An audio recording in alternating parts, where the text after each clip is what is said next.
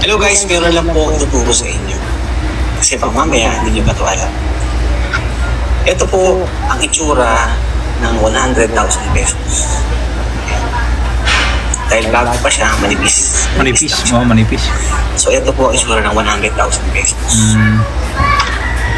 Ito Laki naman niyan, di ko po, nakakahawak niyang ganyang kalaking pag pera. 100 piso, ganito kakapal. Makapal. Ito po ang itsura pa rin ng 100,000 pesos. Okay. So pag meron kayo 100 na ganito kakapal, na meron kayo 100,000 piso. Kasi bawat bundle niya na 10,000 Tutot ako. times 10, yan po ay 100,000 pesos. Dami. Dami Ito pera. po ang itsura ng 1 million pesos. Ang Kasi daming pera. alam ko sa iba pangkaraniwan to, pero syempre marami pa rin mga tao na hindi alam kung ano itsura ng 1 million pesos. Mismo.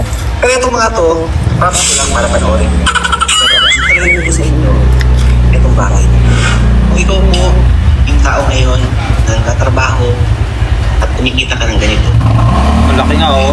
Tatrabaho ka talaga ng lumalabang ka ng patas. Oo, malaki pasalamat talaga. ka sa Diyos, Kitahin mo talaga pasalamat yan. ka sa mundo, kasi napakaraming tao ngayon ang walang trabaho.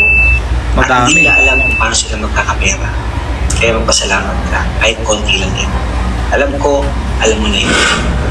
O ikaw naman, yung tao na meron Kailangan pag may trabaho ka talaga, sa mag-iipon bangko, ka talaga. kagaya nito. Para makakuha ka ng, makalikom ka ng ganyang kalaking pera.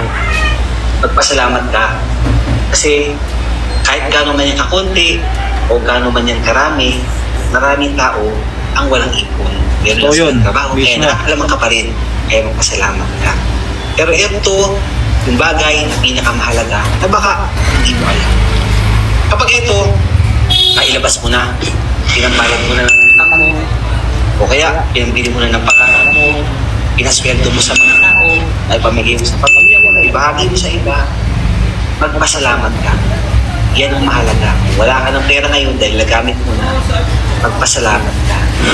Dahil napakaraming sobrang yaman at sobrang daming pera na tao sa mundo na namatay sila nang hindi man lang nila nagamit yung pera, pinagpaguran at pinaghirapan So, nila. dapat yung pera Kaya mo, ikaw, patuloy kang gamitin mo magpasalamat. yung pera Kasi mo. gagalaw ang mundo. Hindi mo Gagawa ng gagamitin Diyos. yung pera ng iba. Tama Maraming yun. paraan, maraming dahilan para patuloy kanyang biyayaan, para patuloy kang nagpapasalamat sa kanya. Ganyan, umiikot ang mundo. Kaya stay positive at like ang pasalamat sa kanya. Kaya kung natapos niyo po itong video na to, Tapos ko na, tapos ko.